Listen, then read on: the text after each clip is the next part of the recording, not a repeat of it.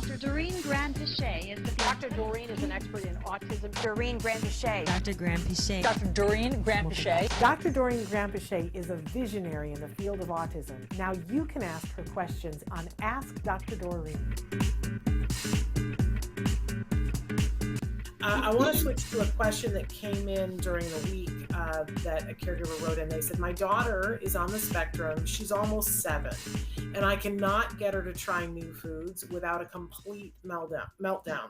She will scream, cry, and throw the food. If I do get her to try something new, she'll automatically gag and spit it out. She only eats crunchy textures, chips, dry cereal, crackers, pretzels, and other sugary junk foods. How can I get her to try new things? I've taken her to the doctors more than once, and that did nothing. The doctor wanted her to try new foods with her 3, the same thing I tried, but charged almost $200 to do it each time. So I canceled. Any advice would be appreciated. Yeah. So feeding therapy is actually one of the things that most behavior analysts or BCBAs are trained to do. And it's a pretty simple process. Initially you think, oh gosh, this is such a complicated thing, but it really isn't.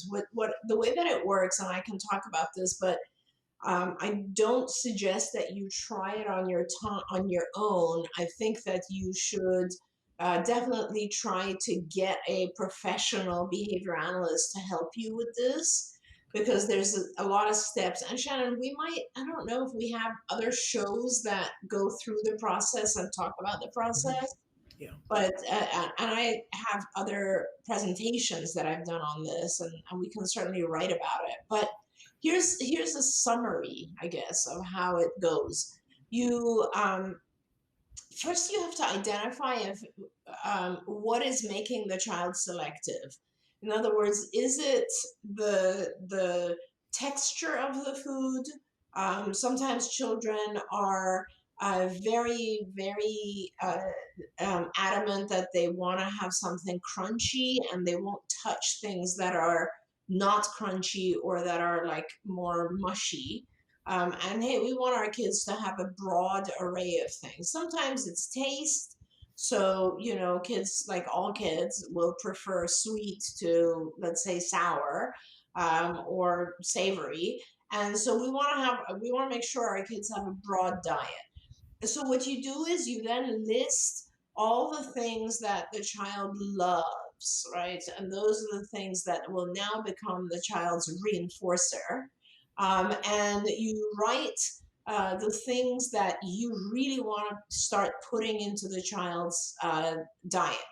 So let's just say the child loves chips, but hates to have carrots, just as an example, right? So what you then start doing is you will allow the child to have chips, but you will require the child to have a very, very small amount of a carrot first. So you basically will require the child to have, let's say, a tiny morsel, like a quarter of a teaspoon size of a carrot, followed by a bag of chips, right?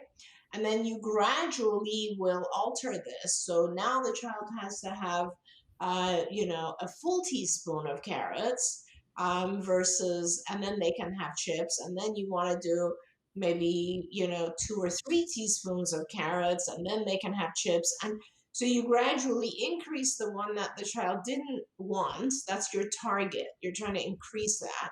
And you gradually reduce the reinforcer, the chips. But you don't reduce the reinforcer to the point that it doesn't have meaning anymore. So you always want to really reward the child for what they're trying to do, right? And if you get to a balance where the child is willing now to take in some other things like carrots and peas and beans and so on.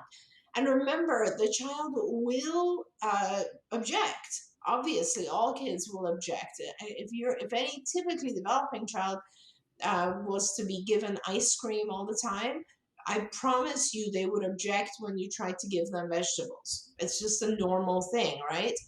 But don't worry about that. Just work through it. No child is going to reject a tiny morsel of something because they know that they're trading it for a lot of the other thing they want.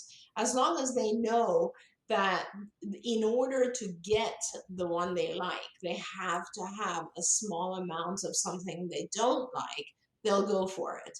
But if you freely give them access to the stuff that they like chips all the time, and you don't require or ask the child to try something else, then yeah, it's gonna be, they're just gonna choose the thing they like. It's not gonna happen. And don't let it scare you if the child initially throws a tantrum or has objects to the fact that you're asking them to have a piece of carrot. Don't worry about that. That's a very typical thing.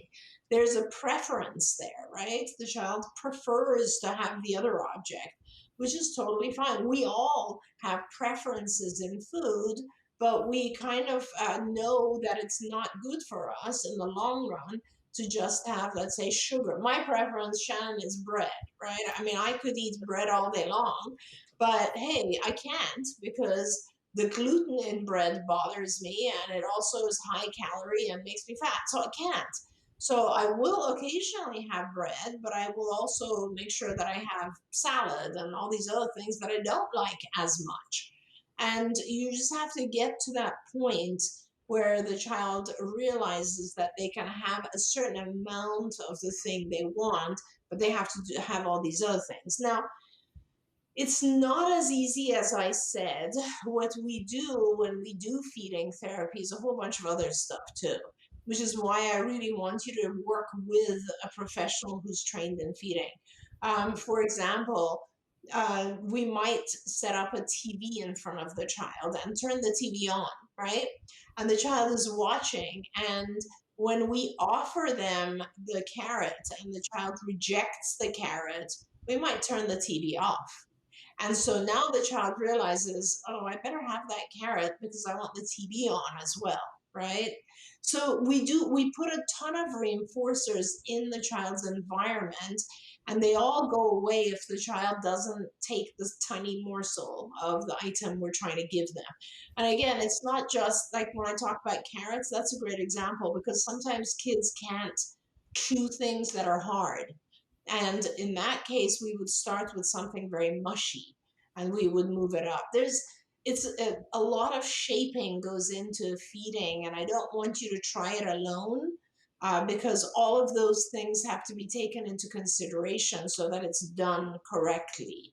And it's not something you need to fear. A lot of kids will get through this. Now, another very quick, important thing that I don't want to forget to tell you is please consult with a dietitian or a nutritionist or your physician before you do this. Sometimes our kids are not eating things that they're allergic to. They learn not to eat the things that disturb them. So first you want to make sure that the item you're teaching your child to eat is okay for them to eat. So first step, make sure that the things you want to teach them are okay. Second, you want to find a professional who can work on feeding therapy with you. And believe me, it is not that hard. As soon as you get going, the child actually enjoys the experience and becomes proud of themselves for being able to join others. Wonderful. And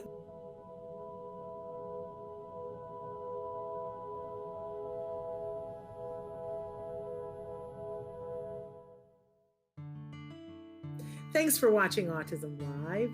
If you found anything helpful in this video, please give us a like. In fact, make sure that you smash that subscribe button on YouTube and give us a like on Facebook. You can also follow us on Twitter and Instagram for important updates. And please download our free podcast wherever you get your podcasts. See you next time. Until then, give your kiddos a hug from me and one for you too. Bye-bye for now. To subscribe, click here. And if you'd like to check out some more of our videos, click here.